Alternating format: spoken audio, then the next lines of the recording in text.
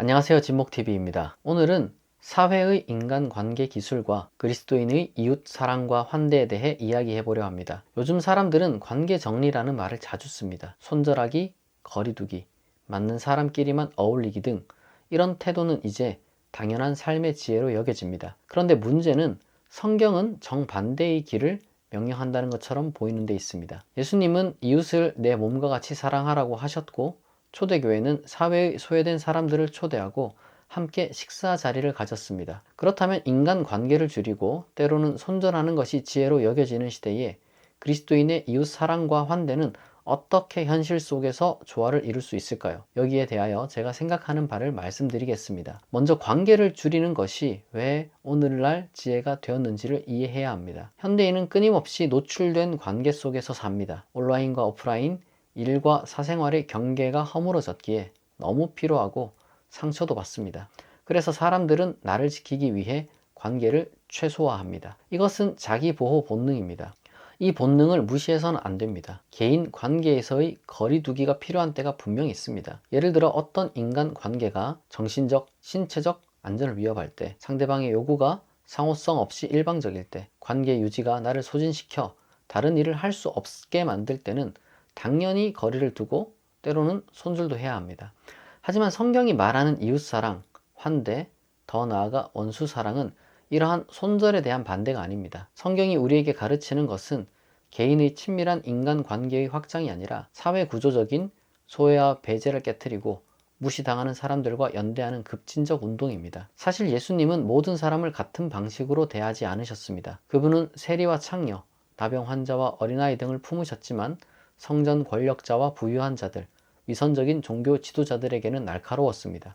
이것은 환대가 무차별적 수용이 아니라 오히려 악한 사회 구조와 문화를 분별하는 것과 연결되어 있음을 보여줍니다. 내 이웃을 내 몸과 같이 사랑하라는 명령에는 선한 사마리아인 비유가 뒤따릅니다. 예수님은 이웃 사랑을 친하게 지내는 우정으로 말씀하신 것이 아니라 오히려 일방적으로 베푸는 사랑으로 말씀하셨습니다. 사마리아인은 도와줄 이유가 없는, 그러나 도움이 필요한 사람에게 자신이 도와줄 수 있기에 다가갔습니다. 한편 예수님이 말씀하신 원수사랑은 단순한 도덕적 미덕이 아니라 민족주의와 종교적 우월감, 그리고 외국인 혐오를 넘어서라는 선언이었습니다. 유대인들이 경멸하던 사마리아인, 로마의 압제자, 기타 다른 외국인까지 모두 하나님의 형상으로 바라보라는 급진적 요청이 그 명령에 담겨 있습니다.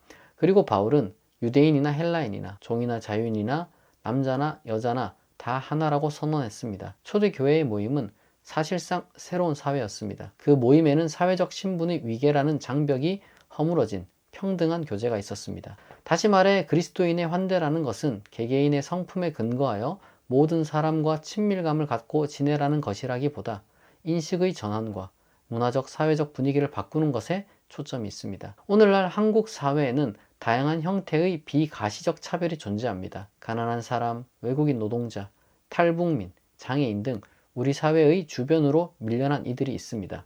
물론 많은 분이 이들을 친절하게 대합니다. 하지만 저는 여기서 친절과 환대를 구분할 필요가 있다고 생각합니다. 친절은 형식적 예의를 지키고 상처를 주지 않는 것입니다. 그러나 친절 속에는 관계의 진전이 없고 구조적 배제는 그대로 유지됩니다.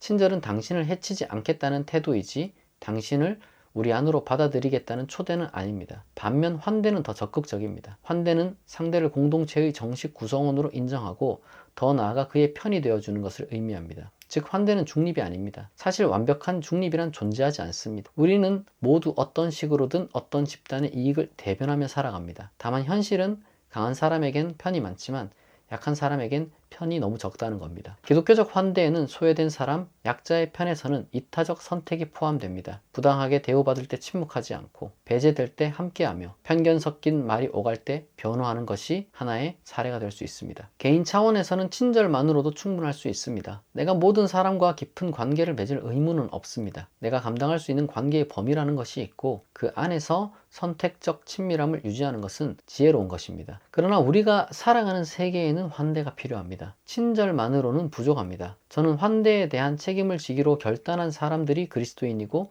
교회여야 한다고 생각합니다. 그러나 여기서 놓치지 말아야 할 중요한 진리가 있습니다. 내 이웃을 내 몸과 같이 사랑하라는 명령은 역설적으로 내가 나 자신을 사랑할 수 있어야 한다는 전제를 담고 있습니다. 사실 환대는 자기 희생으로 불가능합니다. 오히려 환대는 역설적으로 자기 돌봄으로 가능합니다. 이웃을 사랑하려면 사랑할 수 있을 만큼의 역량이 필요합니다. 정서적으로나 경제적으로나 영적으로 고갈된 사람은 남을 도울 여력이 없습니다. 따라서 나 자신을 돌보는 것이 우선되지 않으면 남을 돌볼 수 없습니다. 끝으로 우리는 모든 사람을 환대할 수 없음을 정직하게 인정해야 합니다.